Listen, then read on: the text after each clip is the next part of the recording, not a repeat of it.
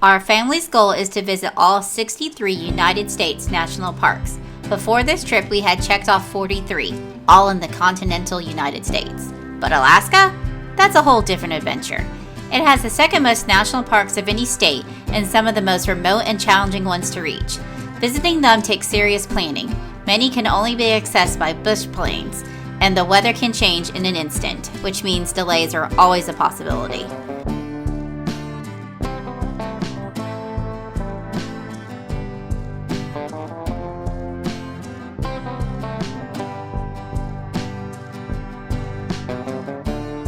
We didn't try to see all 8 parks in one trip, but we wanted to visit as many as we could. Over 17 incredible days, we traveled through Alaska by plane, train, car, boat, and dog, and it was an unforgettable journey. We started our journey flying from Charlotte to Seattle, then on to Anchorage. Because of flight schedules, we couldn't make it to King Salmon on the first day, so we spent the night in Anchorage. Here's the thing, Alaska is beautiful, but it's also expensive. Even modest hotels can run you $400 to $500 a night, so be prepared for that. The views of the Alaska Range from the sky are absolutely breathtaking.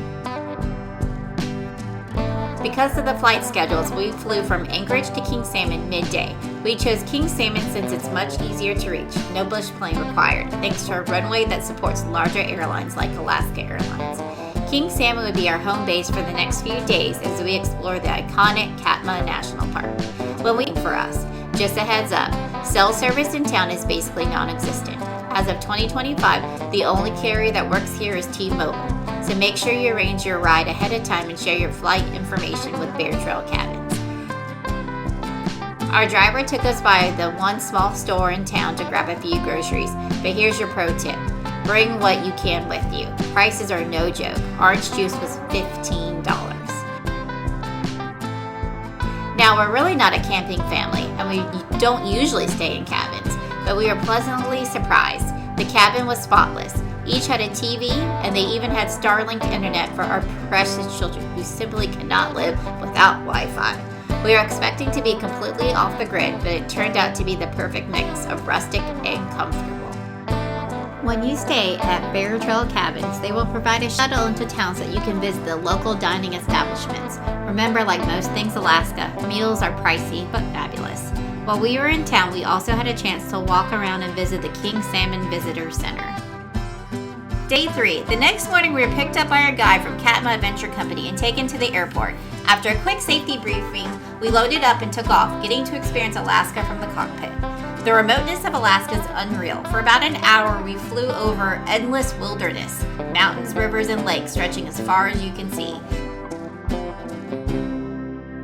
We landed right on the water at Katmai National Park, and honestly, it was one of the smoothest landings I've ever had on a plane. Our pilot helped us unload and get ashore safely.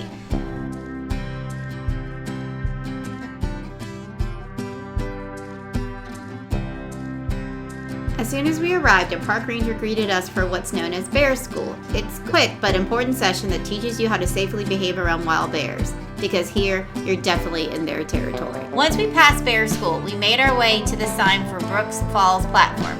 From where we landed, it was about a 1-mile hike through the woods. Depending on where your plane lands, you might be closer to the visitor center, but our route from Lake Brooks gave us a great walk through the park. While waiting for our turn at Brooks Falls, we hung out at the Riffles platform, and it did not disappoint. You can see the falls from a distance, but there was so much bear activity right in front of us. At one point, a bear came out of the woods directly beneath the platform. It was wild. We watched them hunt for salmon up close while fish were literally jumping out of the water. Seeing the salmon fight their way upstream to spawn is an incredible thing to witness in person.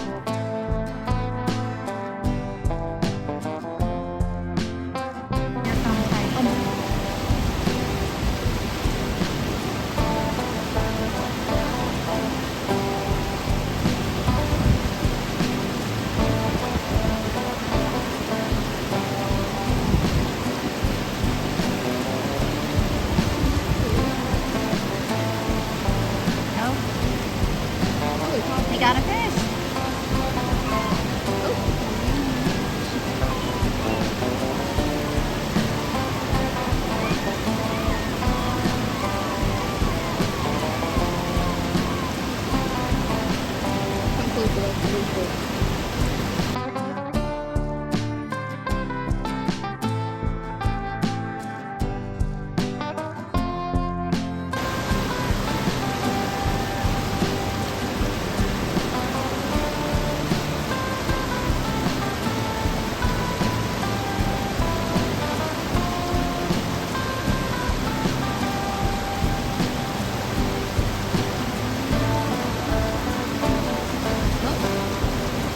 You got one. He's like, nuh-uh.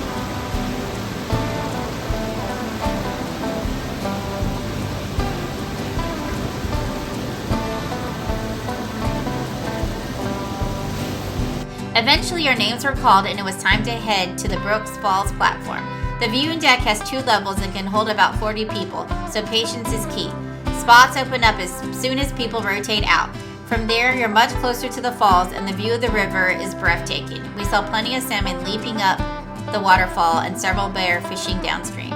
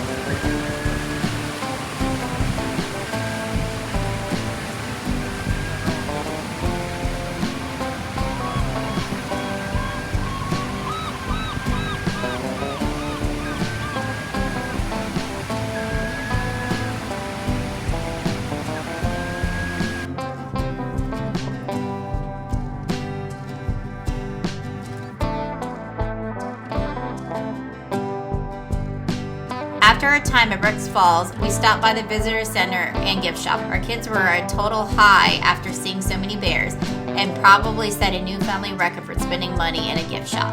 We grabbed a buffet lunch at the lodge, explored a few more trails, and spotted even more bears along the way.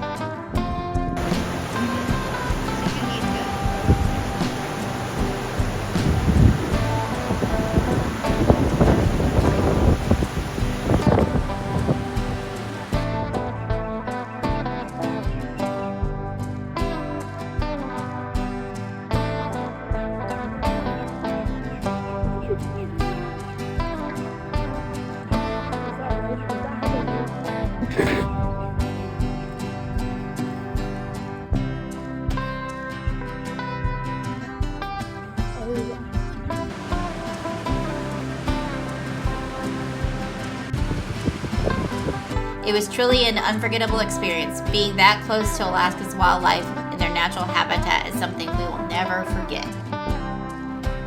After seeing so many bears at Katmai, our oldest daughter decided she wanted to try fly fishing. So with an extra day on our schedule, we booked a trip with Katmai fishing guides. They picked us up right from Bear Trail Cabins and took us on the Naknek River. None of us had ever fly fished before, but the guides were amazing. Patient, fun, and great teachers. They showed us the basics and helped each of us hook a few fish. We spent most of our day moving stunning scenery and total peace.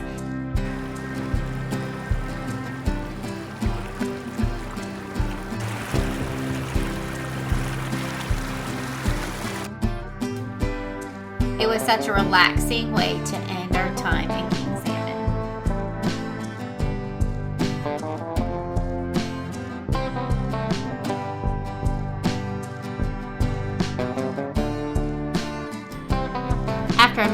time in Katmai and King Salmon, we caught another Alaska Airlines flight back to Anchorage. Once we arrived, we rented a car and drove south to Seward, where we were excited to see our 45th National Park. The drive to Seward is relatively short but packed with iconic views and scenic vistas. It's absolutely worth taking your time along the way. Once we arrived, we checked into the Harbor 360 Hotel, which sits right along the marina. The views from the hotel were incredible. My husband tried to convince me to hike the Harding Ice Field Trail and actually step onto a glacier, but after a full day of traveling, I wisely played my mom card and said no. Even so, we were able to take our national park sign photo and enjoy views of the Exit Glacier from a distance, another amazing stop on our Alaska adventure. Since we had already experienced Kenai Fjords National Park from land, we decided to see it from a different perspective, a 7-hour boat trip on the Spirit of Adventure with major marine adventures. The boat actually departed right outside our hotel, so we were able to grab breakfast and then walk straight to the boarding line.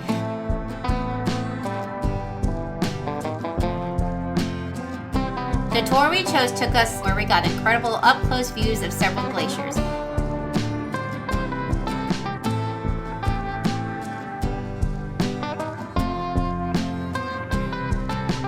Early in the trip, on our way to the first glacier, we spotted whales feeding. It was such an amazing sight, hundreds of birds circling above while the whales dove and resurfaced. We even caught a few tail flukes, but none of them were in the mood to breach for us.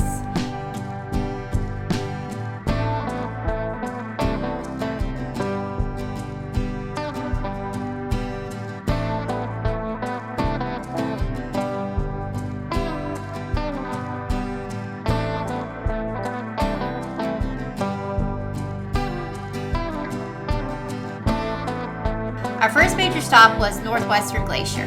The scale of it is unbelievable, and you can feel the temperature drop as you get closer.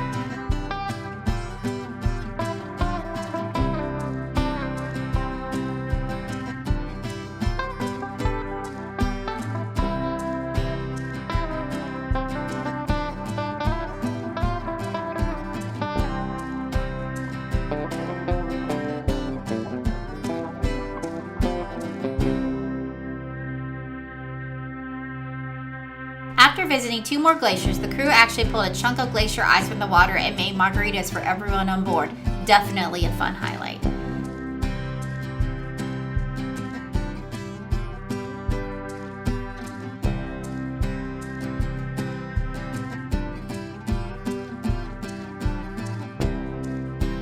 After the boat tour, we headed over to the Harding Ice Trail to hike Exit Glacier. Along the trail, there are markers showing where the glacier once reached, going all the way back to the 1800s. It's eye-opening to see how far it has receded over time. We hiked all the way up to the glacier, took in the views, and then turned around to wrap up the day. It was a full adventure, from sea to land, and an incredible way to experience even more of Kenai Fjords National Park.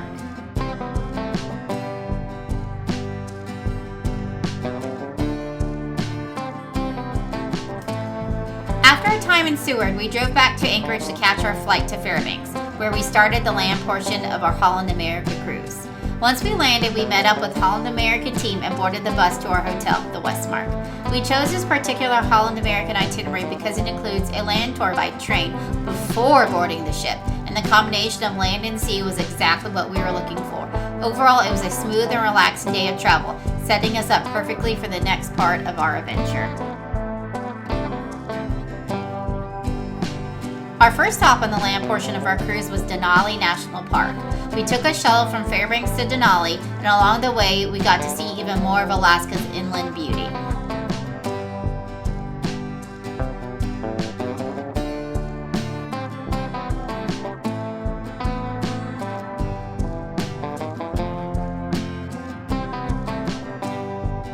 After a quick lunch at the Holland American Lodge, we joined the included Denali Nature Tour. As a family that usually prefers exploring on our own, we definitely felt limited by the structured itinerary, but still gave us a good overview of the park. Our first stop was Savage Cabin, one of the oldest buildings in Denali. Built in the early 1920s by the Alaska Road Commission, it gives you a glimpse into just how remote and harsh winters are in this part of Alaska.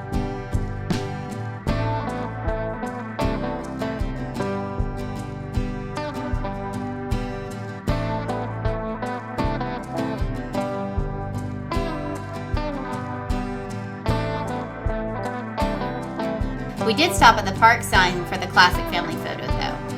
That evening we enjoyed dinner at the lodge, and the kids even got to make s'mores, the perfect way to end the day. Even though we were limited in how much we could explore on our own, Denali was still beautiful to experience. The Holland American Lodge was gorgeous and well done. If you're someone who prefers independent exploring, you might want to skip the included tour and plan your own venture, but for a relaxed, guided overview, it definitely works.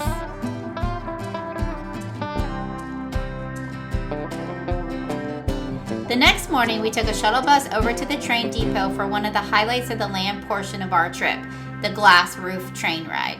It is an incredible way to experience Alaska from the inside out. The ride from the Denali back to the Anchorage takes about 7 hours, and this was actually the first time our family had ever traveled on a commuter-style train. As we made our way south, we passed countless rivers, valleys, and mountain ranges. The panoramic views from the domed car made it feel like Alaska was unfolding all around us. It was such a unique and amazing way to see the state.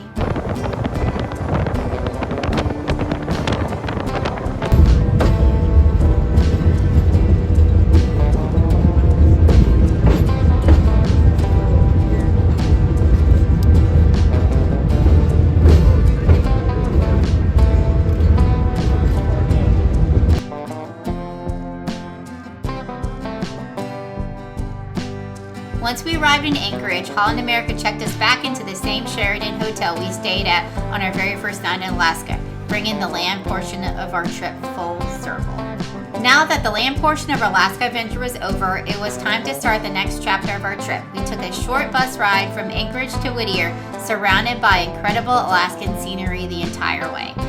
Right before you reach Whittier, there's a one-way tunnel with timed entry. Since we arrived a little early, our bus driver made a quick stop at a breathtaking viewpoint overlooking Portage Lake. The scenery there was absolutely majestic. Even pictures and videos don't do it justice. It almost looks unreal, like it was too perfect to be real life. Once our time slot opened, we entered the Anton Anderson Memorial Tunnel, the only way to reach Whittier by land. The tunnel was built during World War II, and it is one-way, multi-use tunnel that even shares space with the train track. Driving through it was such a unique experience. As soon as we came out on the other side, we got our first glimpse of our big, beautiful Holland American cruise ship waiting for us in the harbor. We made our way into the cruise welcome center, checked in, and before long we were boarding the ship that would be our home for the next 7 days. Once we settled into our room, we spent some time exploring the ship. Our oldest daughter had already told all of her friends that she was going to eat 50 servings of ice cream in a week, so finding the ice cream station was definitely a priority. We'll start here in our balcony stateroom. The room has plenty of storage space, a seating area, and a desk. This cabin also had a bunk bed that pulls down above the main bed, which is great for families or kids sharing the room. And of course, the highlight is the balcony, perfect for watching the scenery as we sail through Alaska. If it is in your budget, a balcony is a must on an Alaska cruise. There's nothing like stepping outside to take in glaciers, mountains, and wildlife right from your room. From here, we're heading up to the Lido deck where you will find the main casual dining area. There are several food stations to choose from, including a hot entree station with rotating options, an international and pasta station, a salad and fresh selections area, and a dessert station.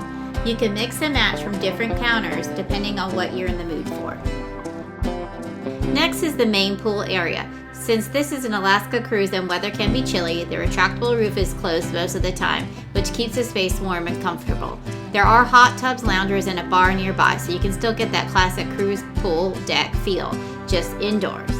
From there, we head up to the aft section of the top deck. This is where you'll find the second pool in the back of the ship, along with wide open views off the stern. This area includes the sports court with space for basketball and tennis. Now we're moving inside to the formal dining room where evening sit-down dinners are served. It has a classic, elegant design with multi-course dining and great service.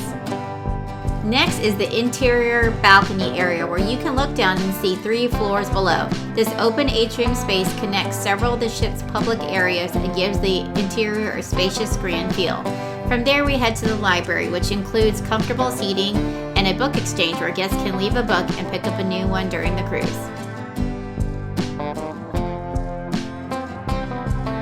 Next up is the Rolling Stone Lounge, one of the main live music venues on the ship. Nearby is the casino with slot machines and table games. And finally, we finish at the World Stage, the main theater space used for shows, entertainment, and presentations throughout the cruise. After exploring, we wrapped up the day with dinner in the formal dining room and called it a night. It was a nice, easy, relaxing start to our first day on the ship, and we are excited for everything still ahead of us. After a relaxing day on the ship in Whittier, the ship was finally on the move, and we were headed to our first glacier of the trip, Hubbard Glacier. As it turns out, Hubbard Glacier is actually part of Wrangell St. Elias National Park. We hadn't planned on making it to Wrangell on this trip, but there's a land portion of the park we're hoping to visit on the next trip. So here's the big question. Even though we didn't get a park stamp or a signed photo, does this still count as visiting the park? We're still debating that one. As we arrived at the glacier, the captain carefully maneuvered the ship as close as possible, weaving between chunks of ice floating in the water.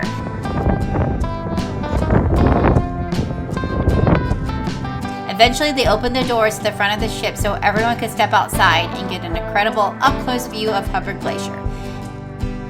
Being that close to the glacier, you could really feel the temperatures drop. The air was noticeably cooler, crisp, and refreshing. After spending some time at Hubbard Glacier, we decided to splurge and try one of the fine dining options on board. We headed to Pinnacle's Grill, and of course we had to order the famous bacon tree. And yes, it was absolutely lived up to its hype. It was an unforgettable day. Stunning glacier views, a surprise national park connection, and an amazing meal to end the evening. One of the many reasons we chose this version of the cruise was because it allows us to visit multiple national parks. Today's destination was Glacier Bay, and even though we didn't step foot on land, the experience was still incredibly special.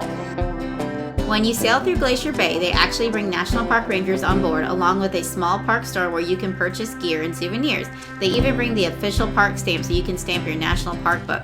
So definitely make sure you pack it if you're doing this itinerary. After breakfast, we went to the Ranger Talk, learned more about the history and wildlife of Glacier Bay, and of course, got our book stamped.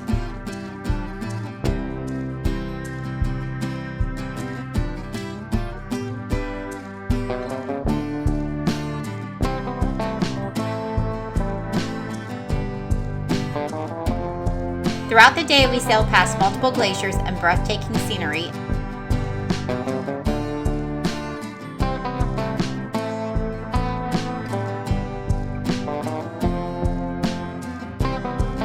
Later that evening, we enjoyed a nice relaxing dinner on the ship. After dinner, they hosted a carnival game night where the kids got to play a few fun games before we headed back to the room, where we wrapped up the night watching San Andreas for about the 50th time. It was another amazing day at sea, surrounded by unbelievable landscapes and plenty of family moments. After a few days out at sea, sailing past glaciers and incredible scenery, we docked in Skagway. This was such a neat little stop, and one thing we didn't plan on was that Klondike Gold Rush National Historic Park was right in town. We had already visited the unit in Seattle, but now we were able to experience the Alaska location, which made it even more special. For our excursion, we chose the White Pass Railroad. As soon as we got off the ship, we boarded our train and headed up into the mountains. Pro tip, try to get a seat in the caboose. It will give you some of the best views, plus you can move around and even step outside to capture some amazing photos. This excursion was absolutely worth it. Along the ride, we learned about the history of the Alaska Gold Rush and the extreme circumstances people had to endure in hopes of striking it rich. The railroad was built to create a safer and more efficient route since prospectors needed to haul so many supplies through rugged terrain. Taking the train gave us the chance to see even more breathtaking scenery as we climbed higher into the pass, eventually crossing into Canada before turning around.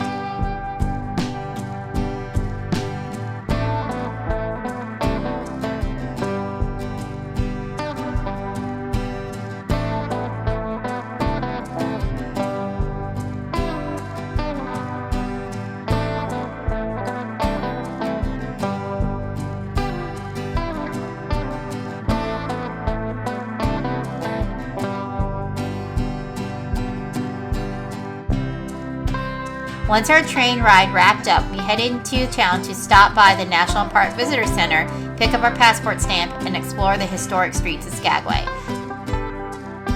And one thing that is an absolute must-do when you visit, Alaskan fry bread. It was so good. We actually went back for more.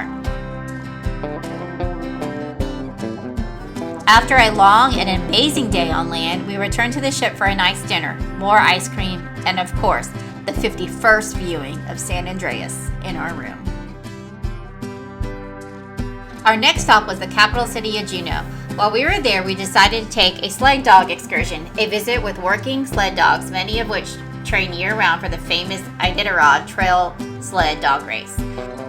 We climbed into a wheeled sled cart and were pulled by dog teams along the trail. What surprised me most was how much smaller the dogs were than I expected, but once they started running, their strength and energy were incredible.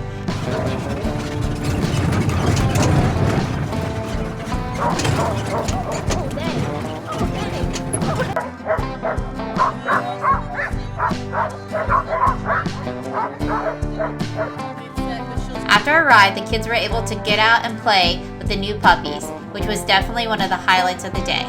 The guides also gave us a great overview of how the dogs are trained and what it takes to compete in the Iditarod Trail race.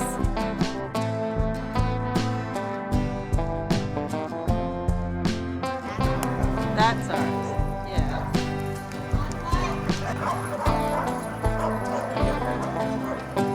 Once we wrapped up our time with the dogs, we headed over to the famous Tracy's King Crab Shack. This is the place to go if you want fresh Alaska king crab and snow crab.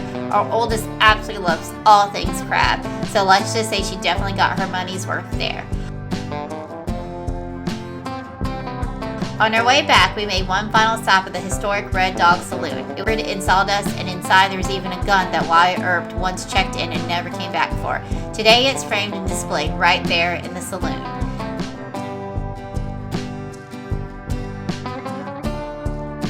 It was an unforgettable day in Juneau, a mix of adventure, history, great food, and plenty of memories. After enjoying our fresh king crab, we thought it would be fun for the kids to learn how to catch crabs themselves.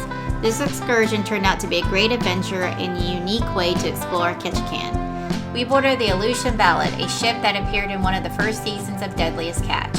The ship had endured some severe damage over the years and was refurbished for tourists, but it still retained the authentic Alaskan fishing vibe. During the excursion, we learned about the many ways fishermen catch fish in Alaska, and finally we got to see how they bring in the crab pots.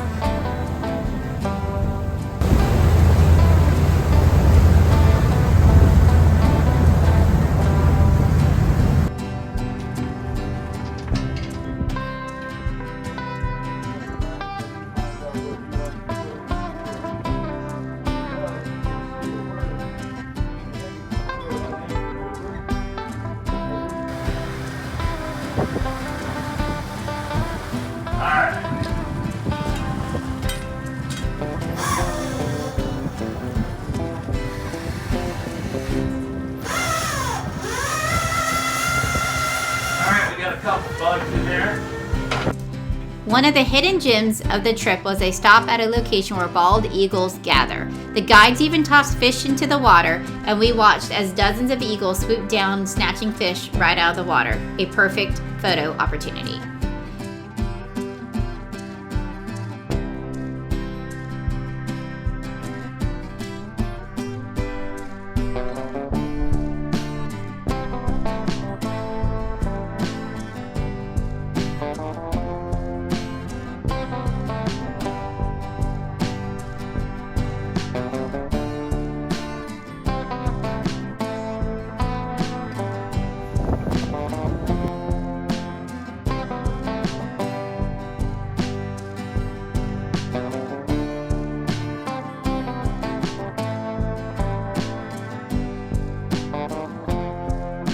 After the crab excursion, we walked over to Creek Street, which used to be Ketchikan's red light district. The history there was fascinating, and we learned some wild stories about what went on when it was active.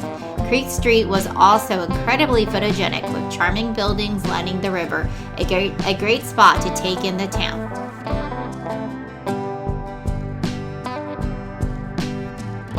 Once we finished exploring Creek Street, we headed back to the ship. Of course, my daughter couldn't resist another round of ice cream, and we watched San Andreas for the 39th time.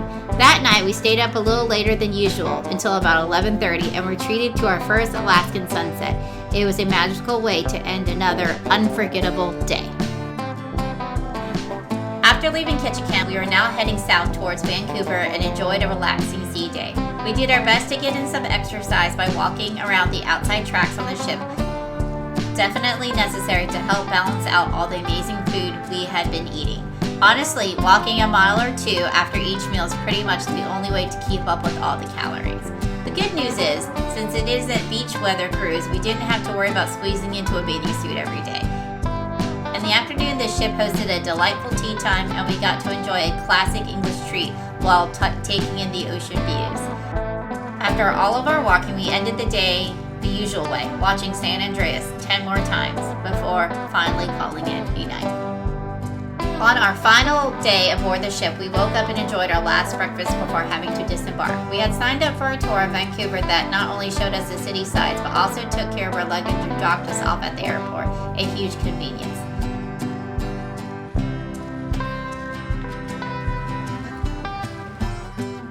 The tour included a stop at a suspension bridge that looked amazing in photos. Since we had a later flight, we had plenty of time to explore a few spots around the city before making it to the bridge.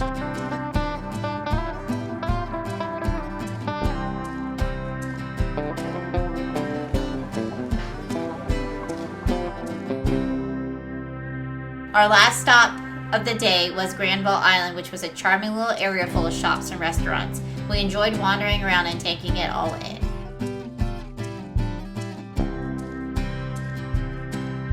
After finishing up there, we headed to the airport, grabbed dinner, and made our flight home, wrapping up an unforgettable Alaskan adventure. We packed in as much as we could, not really knowing what to expect from Alaska. The highlights for us were seeing the bears at Katmai and then experiencing the interior of Alaska while riding the train from Denali to Anchorage. Every excursion we selected was a home run, each providing a unique and unforgettable experience. Even with so much packed in, there were plenty of time to relax on the ship. Just being on board, sailing through Alaska, was an experience on its own. Sitting on the balcony with a book, surrounded by that majestic landscape, felt like pure magic. Some of the scenery almost didn't feel real, like it was too perfect to exist. After visiting 4 of Alaska's 8 national parks, we're already working on a plan to return and see the remaining 4. Being able to combine a little independent exploring with a structured cruise itinerary was the perfect balance. It helped us to see so much of Alaska while still staying within our budget. For Alaska, planning ahead is absolutely essential. Many summer cruises and excursions fill up a year in advance, so the earlier you start, the better your options will be. Alaska truly exceeded our expectations, and it was a trip we'll never forget. If you need help planning your Alaska trip, another vacation, or booking an Alaska cruise, feel free to reach out. I'll be happy to help you plan your next adventure.